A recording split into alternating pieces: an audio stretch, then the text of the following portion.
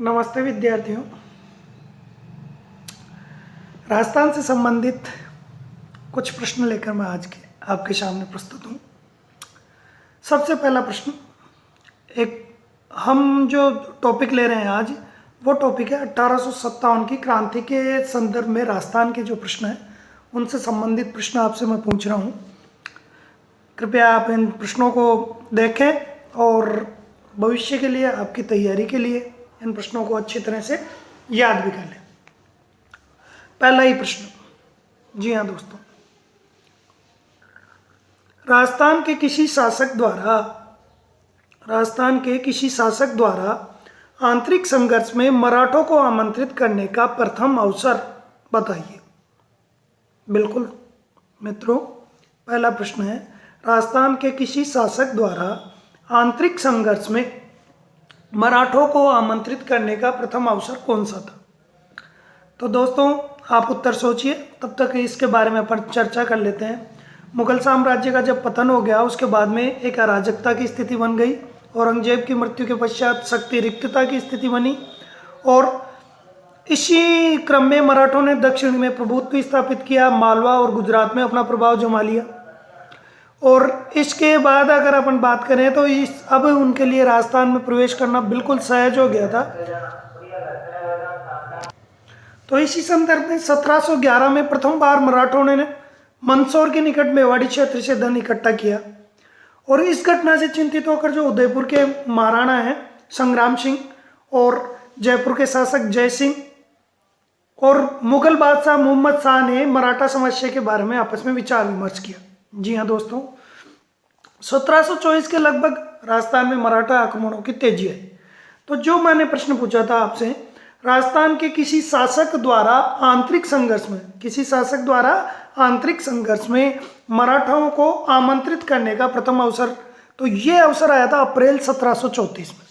बिल्कुल विद्यार्थियों, अप्रैल 1734 में जो बूंदी के पदच्युत शासक थे बुद्ध सिंह, जी हाँ दोस्तों, बूंदी के पदच्युत शासक बुद्ध सिंह हैं, इन्होंने मराठा सहायता प्राप्त कर दलेल सिंह को गद्दी से हटा दिया। तो ये प्रथम अवसर था और इसके बाद में मराठाओं का आक्षेप बढ़ता ही गया।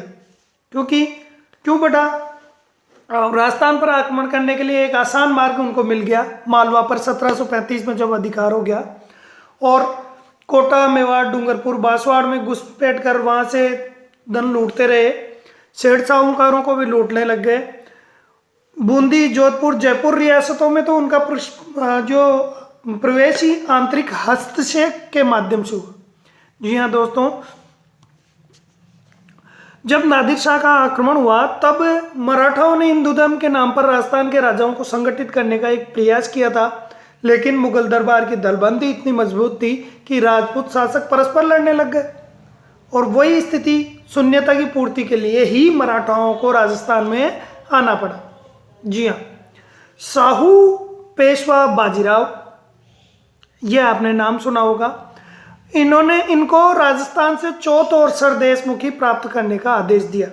जो साहू है, उन्होंने पेशवा बाजीराव को राजस्थान से चौथ और सरदेशमुखी प्राप्त करने का आदेश दिया। 1732 ईस्वी में सवाई जयसिंह जी, जो मालवा के सूबेदार बने, उन्हें मराठाओं ने घेर लिया और जयसिंह जी की पराजय हुई। सवाई जयसिंह पराजित हुए और उन्हें 28 परगने मराठाओं को देने पड़े। 28 परगने मराठाओं को देने पड़े और लगभग 1761 से 1791 तक ये मराठाओं का प्रभुत्व रहा है। अब जब ज़्यादा आक्षेप हुआ तो राजपूताना जो राज्य थे, जयसिंह व अन्य राजपूत राजा थे, उनकी आंखें खुली और उनसे मुक्ति पाने के लिए धन का सहारा लिया गया। बिल्कुल, टका धर्म है, टका कर्म है, यानी धन का सहारा लिया गया। लेकिन धन के बाद में भी मराठाओं ने मालवा को खाली नहीं किया, तो फिर वापस जो संगठन की शक्ति है, संघे शक्ति कलो युगे, संगठन की जो शक्ति है उसको समझते हुए संगठित होने का प्रयास किया गया। अब मैं आपसे पूछ रहा हूं प्यारे विद्यार्थियों, मेवाड़ में हुडा नामक स्थान पर एक सम्मेलन हुआ, एक संधि पत्र हुई, वह कब हुई? आप इस प्रश्न का उत्तर आप कमेंट बॉक्स में भी दे सकते हैं। मेवाड़ में जो हुरडा नामक स्थान है वहां पर जयपुर, जोधपुर, उदयपुर, कोटा, किशनगढ़, नागौर, बीकानेर इनके शासक आपस में एकत्रित हुए हैं और 17 जुलाई 1734, डेट आप नोट कर लें, 17 जुलाई 1734 को एक संधि पत्र पर इन्होंने हस्ताक्षर किए हैं और उन्होंने विपत्ति के समय आपस में सहयोग देने का जो एक संधि पत्र बनाई है। और साथ में यह रहा कि वर्षा ऋतु के बाद में मराठाओं के विरुद्ध कार्यवाही हेतु रामपुरा में एकत्रित होंगे, यह भी तय किया गया। कौन सा स्थान?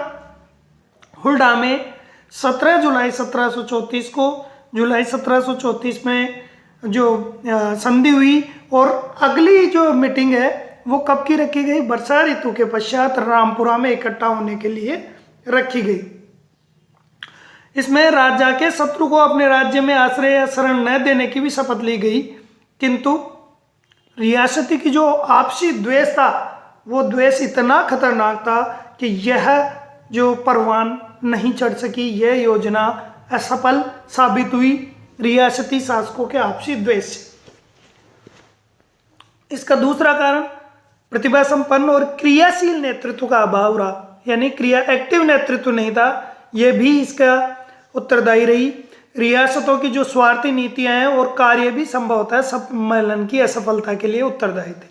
तो प्रश्न बनता है दोस्तों, आपको हुरडा सम्मेलन की असफलता के निम्न में से कौन कौन से कारण हैं? तो मैंने आपको जो कारण गिनाए हैं वो सभी कारण आपको चयन करना रहता है। अब आगे अपन देखें, अब 1735 में मुगल सम्राट और राजपूत शासकों की संयुक्त सेनाओं ने मराठाओं को खदेड़ने का पुनः प्रयास किया, लेकिन ऑल इज वेल, सब बेकार। पेशवा अक्टूबर 1735 में उत्तर भारत की यात्रा पर निकले। जी हाँ, नॉर्थ इंडिया, उत्तर भारत की यात्रा पर निकले हैं। उसने महाराज जगत सिंह का आतिथ्य स्वीकार किया। महाराजा जगत सिंह के वो अतिथि बने हैं और उपहार व चौथ का समझौता हुआ। उपहार व चौथ का समझौता जगत सिंह के साथ में हुआ पेशवा का 1735 में। फिर पेशवा जयपुर आया। जयसिंह ने मराठों और मुगल सम्राटों से समझौता करना चाहा, लेकिन वह सफल नहीं हुआ। अब प्रश्न यह बनता है, पेशवा की राजस्थान यात्रा का परिणाम क्या निकला? पेशवा की जो 1735 में राजस्थान की यात्रा हुई उसका परिणाम क्या निकला? बिल्कुल दोस्तों, आपने सोच लिया होगा, अधिकांश ने सही उत्तर सोचा होगा। पेशवा की जो राजस्थान यात्रा है उसका परिणाम निकला कि मुगलों के साथ साथ राजपूत भी मराठाओं के करदाता बन गए। इनकम टैक्स पेयर, वर्तमान कंडीशन अगर अपन देखें तो मुगल तो कर दे ही रहे थे, अब राजपूतों को भी टैक्स देना पड़ रहा है। 1738 में आपको ध्यान है, मुगल सम्राट की ओर से निजाम को बिना युद्ध किए ही दुराह सराय की संधि करनी पड़ी थी। और यह संधि बिल्कुल अपमानजनक थी, क्योंकि मराठाओं को मालवा की सूबेदारी भी मिली और 50 लाख रुपए भी प्राप्त हुए। 50 लाख रुपए और मालवा की सूबेदारी दोनों देनी पड़ी। कौन सी संधि है? दुराह सराय की संधि है 1738।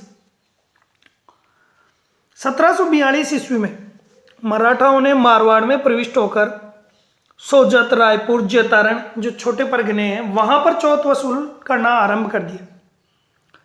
अब देखिए, तुंगा जो पश्चिम में वर्तमान में जयपुर में 1787 ईस्वी की बात है, राजपूत संगठित होते हैं और तुंगा नामक स्थान पर, तुंगा का युद्ध है 1787 में हुआ है राजपूतों के वर्सेज मराठाओं के, और यहाँ पर मराठा परास्त हुए हैं। तुंगा का युद्ध जो 1787 में हुआ, यहाँ से राजपूतों का पतन या जिसे कहें शक्ति क्षीण होने लग गई है।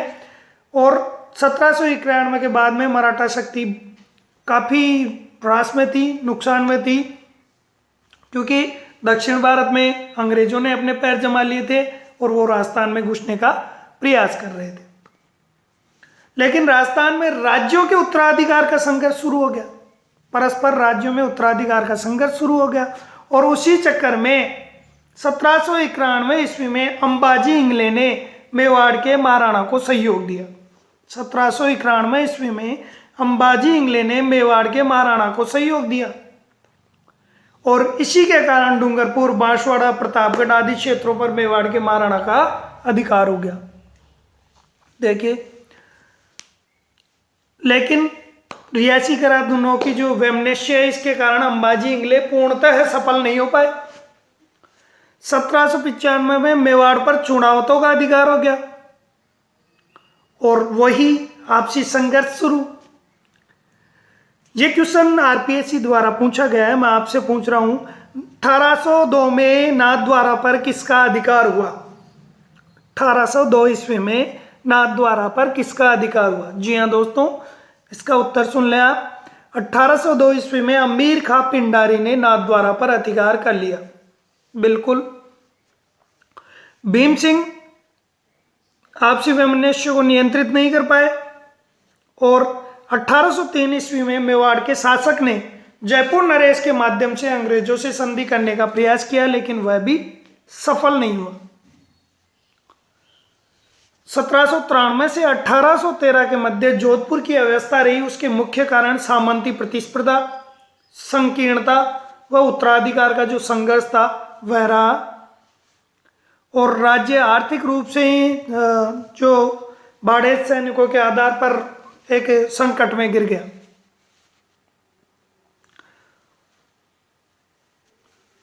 अब मराठाओं से मुक्ति पाने के लिए अंग्रेजों से मित्रता, जी हाँ, मराठाओं से मुक्ति पाने के लिए अंग्रेजों से जो संधि मित्रता करने का प्रयास किया गया, ये सर्वप्रथम किया गया जयपुर के महाराजा पृथ्वी सिंह द्वारा।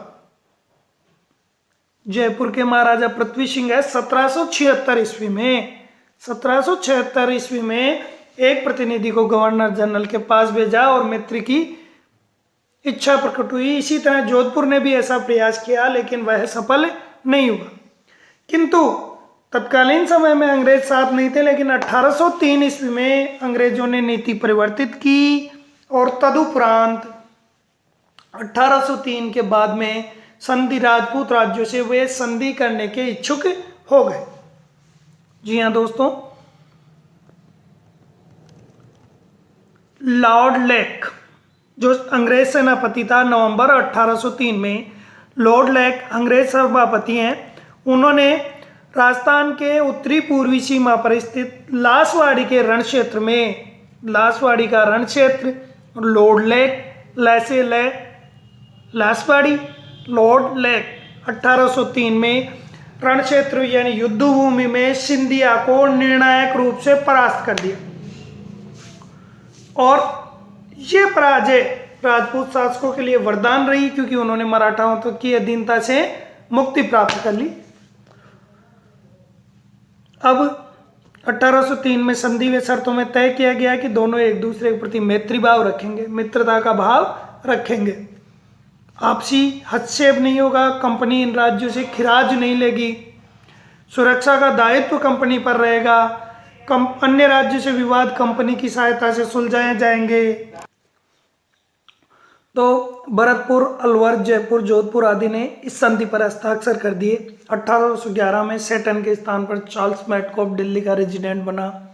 उन्होंने गवर्नर जनरल लॉर्ड मिंटो को सुझाव दिया मराठा, अमीर खां और पिंडारियों को एक तरह से इनको समाप्त करने के लिए राजपूत राज्यों का एक संघ बना लिया जाए। ध्यान दें, राजपूत राज्यों का संघ बनाने का सुझाव गवर्नर लॉर्ड जनरल मिंटो को किसने दिया है? चार्ल्स मैटकॉफ ने 1811। और गवर्नर लॉर्ड हेस्टिंग, इनका उद्देश्य भारत में कंपनी को सर्वोच्च सत्ता स्थापित करना था। तो इन्होंने क्या किया कि राजपूत राज्यों को संरक्षण में लेना अंग्रेजों के लिए अनिवार्य ऐसा कर दिया, क्योंकि ये राज्य सिंधिया, होलकर और पिंडारियों के प्रभाव क्षेत्र में थे। अतः अंग्रेजों ने 5 नवंबर 1817 ईस्वी को होलकर से नई संधि करके राजस्थान के राज्यों, देखिए 5 नवंबर 1817 की बात है, होलकर से समझौता किया है इन्होंने। और इसके कारण क्या हुआ, राजस्थान से राज्यों से संधि करने का अधिकार प्राप्त हो गया और मेटकाप का जो ही निमंत्रण मिला, करौली, कोटा, उदयपुर, बीकानेर, किशनगढ़, जयपुर, जैसलमेर आदि ने कंपनी से संधि कर ली। प्रश्न जो पूछा जाता है संधि से संबंधित, इसमें पूछा जाता है सबसे अंत में किस राज्य ने संधि की। जी हाँ दोस्तों, तो सबसे अंत में 1823 में। कब? 1823 में। और संधि करने वाला राज्य है सिरोही। सिरोही ने सबसे अंत में संधि की है। और इस तरह 1817 से 1823 के दौरान राजस्थान पर ब्रिटिश आधिपत्य जो जमा वो स्वतंत्रता प्राप्ति तक चलता रहा। जी हाँ दोस्तों, 19वीं सदी के आरंभ में राजस्थान में जो 20 रियासतें थी, आप अच्छी तरह से जानते हैं। इन रियासतों को वर्गीकरण क्या था ये बताइए। 20 रियासतें थी। राजपूत रियासत कितनी थी, जाट रियासत कितनी थी, मुस्लिम शासक कहाँ थे, तो मैं बता देता हूँ आपको दोस्तों। 19वीं सदी के आरंभ में 20 रियासतें थी। इनमें 17 राजपूत रियासत, 2 जाट रियासत और 1 मुस्लिम शासक द्वारा शासित थी। संधि की शर्तें क्या थी ये देखने से पहले अपन देख लेते हैं कि राजस्थान में क्रांति के समय रियासती शासक कौन कौन थे। राजस्थान में जो क्रांति हुई उस वक्त रियासती शासक कौन कौन थे। ध्यान दें, आपकी स्क्रीन पर दिखाई दे रहा है कोटा रियासत। कोटा रियासत के शासक है राम सिंह। जी हाँ, क्रांति के समय रियासती शासक। जोधपुर रियासत के शासक हैं तख्त सिंह। भरतपुर रियासत के शासक हैं जसवंत सिंह। उदयपुर रियासत के शासक हैं स्वरूप सिंह। जयपुर रियासत के शासक राम सिंह द्वितीय जी हैं।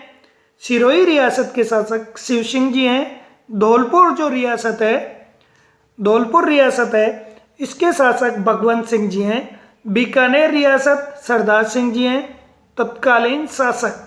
करौली रियासत मदनपाल जी हैं। टोंक रियासत जो एकमात्र मुस्लिम नवाब वजीरुद्दौला इंपॉर्टेंट प्रश्न है। बूंदी में राम सिंह जी हैं। अलवर रियासत विनय सिंह जी हैं। जैसलमेर रियासत रणजीत सिंह जी हैं। झालावाड़ रियासत पृथ्वी सिंह जी हैं। प्रतापगढ़ रियासत दलपत सिंह जी हैं। बांसवाड़ा रियासत लक्ष्मण सिंह जी हैं। और डूंगरपुर रियासत में क्रांति के समय शासक उदय सिंह जी। जी हाँ दोस्तों, आप वीडियो को पॉज करके इनको उतार भी सकते हैं या पुनः आप सुन सकते हैं। अब जो संधि हुई उसकी शर्तें सामान्यतः बता देता हूं मैं, क्योंकि प्रश्न में यह भी बन जाता है ऑब्जेक्टिव प्रश्न कि संधि की निम्न में से कौन कौन सी सब शर्तें थी। 1 2 3 4, 1 3 2 5 इस तरह अलग अलग। तो सबसे पहले रियासती शासकों ने अंग्रेजों की सर्वोच्चता को स्वीकार कर लिया। जी हाँ, पहला 86 राज्यों पर वंशानुगत राज्याधिकारों ना अंग्रेजों ने स्वीकार कर लिया। प्रत्येक राज्य की सुरक्षा और आंतरिक शांति व्यवस्था बनाए रखने की सहायता का आश्वासन अंग्रेजों ने बाहरी आक्रमण के समय दिया। संधि करने वाला प्रत्येक राज्य में एक अंग्रेज पॉलिटिकल एजेंट रखना तय किया गया, लेकिन पॉलिटिकल एजेंट उनके कार्यों में हस्तक्षेप नहीं करेंगे, यह भी तय हुआ। अब संरक्षण के बदले रियासती शासकों को अपनी विदेश नीति अंग्रेजों को सौंपनी पड़ी और अपने आपसी विवादों को अंग्रेजों की मध्यस्थता में ही प्रस्तुत करने का वादा करना पड़ा। दूसरी चीज, आवश्यकता आगे पड़ी तो रियासती शासक अपने राज्यों के समस्त सैनिक संसाधन अंग्रेजों को सुपुर्द कर देंगे और वार्षिक किराया देने संबंधी धाराएं सभी राज्यों की संधियों में अलग अलग थी। अब प्रश्न पूछा जाता है जो अंग्रेजों द्वारा खिराज लिया गया उसकी राशि निर्धारित करने का क्या फॉर्मूला, क्या आधार बनाया गया। तो मराठाओं को जो दिए जाने वाला खिराज था उसी को आधार बना लिया गया। अब इसका दुष्परिणाम यह हुआ कि नरेशों को सुरक्षा तो प्राप्त हो गई लेकिन अपनी स्वतंत्रता खो दी, परतंत्र हो गए और बहुत बुरी तरह से इसका राजस्थान पर प्रभाव पड़ा।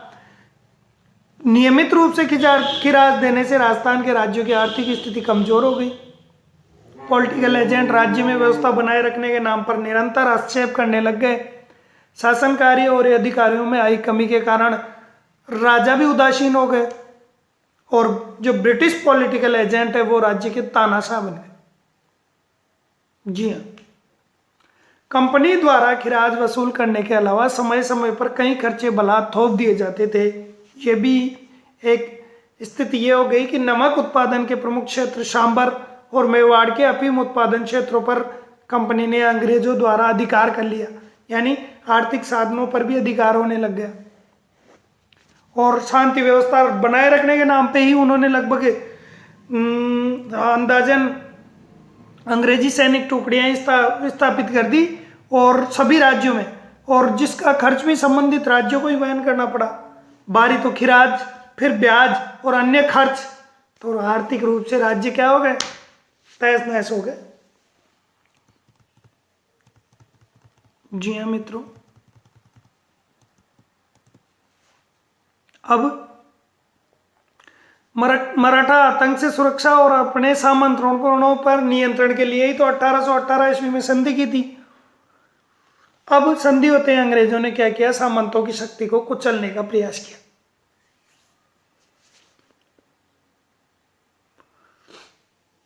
उन्नीसवीं सदी के पूर्वार्ध तक जागीर क्षेत्र का नेतृत्व सामंतों के पास था और समाज में उनकी प्रतिष्ठा भी बढ़ी चढ़ी थी, किंतु 19वीं सदी के अंत तक जागीरी क्षेत्रों में सामंतों के नेतृत्व में भी कमी आ गई और वो प्रभावशाली भी नहीं रहे।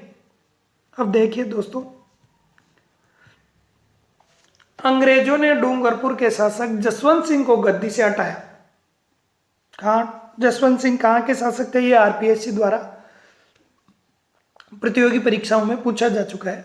या डूंगरपुर के शासक जिसे गद्दी से हटाया तो वो थे जसवंत सिंह जी। जी हाँ, और उन्हें हटाकर उनके प्रतापगढ़ के शासक के पौत्र दलपत सिंह को वहां का शासक बना दिया। जसवंत सिंह को हटाया और प्रतापगढ़ के शासक के पोते दलपत सिंह को शासक बना दिया और इससे ब्रिटिश सरकार के प्रति जनता में घृणा हुई। ऐसे ही जयपुर की राजमाता बटियाणी को अधिकारच्युत करने का प्रयास किया गया। ये बहुत इंपॉर्टेंट चीज है जो प्रश्न पूछा जाता है। लोगों ने क्रुद्ध होकर कप्तान ब्लैक की हत्या क्यों कर दी, तो यह है जयपुर की राजमाता बटियाणा को अधिकारच्युत करने का प्रयास किया गया, तब वहां के लोगों द्वारा कप्तान ब्लैक की हत्या की गई। इसी तरह कोटा में भी महाराव किशोर सिंह के विरुद्ध रियासत के फौजदार जालम सिंह के दावों का समर्थन किया गया। इसी कारण कोटा के हाड़ा राजपूत हथियार लेकर खड़े हो गए। अलवर भरतपुर में अवयस्क राजकुमारों को गद्दी पर बैठा देना हो, क्योंकि अवयस्क होने की स्थिति में अंग्रेजों को राज्य के प्रशासन पर अपना नियंत्रण स्थापित करने का अवसर मिल रहा था। जोधपुर के महाराजा मानसिंह भी ब्रिटिश शासन के घोर विरोधी थे। तो ये सारे असंतोष जो जन्म हुआ, चारों तरफ से आग सुलगी, ये इस सारी आप रूपरेखा को समझ रहे हैं। अब देखिए आपकी स्क्रीन पर दिखाई दे रहा है, राजस्थान में क्रांति के समय ब्रिटिश पॉलिटिकल एजेंट कौन कौन थे। राजस्थान में क्रांति के समय ब्रिटिश पॉलिटिकल एजेंट कौन कौन थे, तो कोटा रियासत मेजर बर्टन, कोटा रियासत मेजर बर्टन, जोधपुर रियासत मैकमेशन, भरतपुर रियासत मॉरिशन, ये स्क्रीन पर आप देखें, जयपुर रियासत ईडन, उदयपुर रियासत सावर्स और सिरोही रियासत चेडिहो। पुनः बोल देता हूँ, कोटा रियासत major Burton, Jodhpur मैकमेशन, Bharatpur मॉरिशन, Jaipur Eden, Udaipur showers और सिरोही में जेडिहो। अब राजनीतिक रूप से तो जो अधिपत्य स्थापित हो गया, लेकिन ब्रिटिश जो भारत की बात थी, राजस्थान पर भी सांस्कृतिक विजय भी वो प्राप्त करना चाहा। इसी तरह प्रचलित परंपराएं, रीति रिवाज, कुरीतियों को समाप्त करने की दृष्टि में सामाजिक सुधार के जो कदम उठाए, जैसे कन्यावध, दास प्रथा, सती प्रथा, तो ये कदम भी जनता में ये समझ मैसेज इससे गया कि ये हमारे सारे जो ढांचा है इसको तहस नहस करना चाहते हैं, और इसी कारण जनता में भी असंतोष हो गया। इसी तरह राजा, सामंत और साधारण जनता सभी वर्ग असंतुष्ट हो गए। फिर मतांतरण यानी ईसाई धर्म के प्रचार प्रसार के लिए जो उनके द्वारा अजमेर मेरवाड़ा क्षेत्र में मतांतरण की जबरदस्ती यूं भाई राजस्थान के कवियों व साहित्यकारों ने इस तरह का ब्रिटिश विरोधी भावना भी पनपा दी और इस तरह एक माहौल बन गया जैसे कवियों में कवि बांकेदास, राघोदास, सांगुजी, गांगुजी, सूर्यमल्ल मिश्रण, इन्होंने जनचेतना भी फैलाई।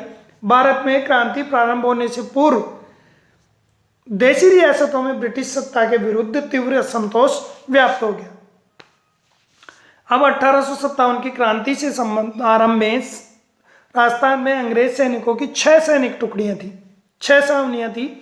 नसीराबाद, नीमच, देवली, ब्यावर, एरिनपुरा और खेरवाड़ा। नसीराबाद, नीमच, देवली, ब्यावर, एरिनपुरा और खेरवाड़ा। और लगभग 5000 सैनिक थे, लेकिन किसी भी सैनिक में कोई भी अंग्रेज सैनिक नहीं था किसी भी छावनी में। केवल 30 अधिकारी इन छावनियों को पर थे। तो अब राजस्थान में किस तरह ये क्रांति, मेरठ में जो क्रांति हुई उसके बाद में राजस्थान को एजीजी को जो सूचना मिली और किस तरह नशीराबाद की क्रांति रही, अन्य जो क्रांतियां रही, इनके बारे में अपन अगले अध्याय में पढ़ेंगे। आप मुझे कमेंट बॉक्स में बताएं ये अध्याय आपको कैसा लगा। धन्यवाद।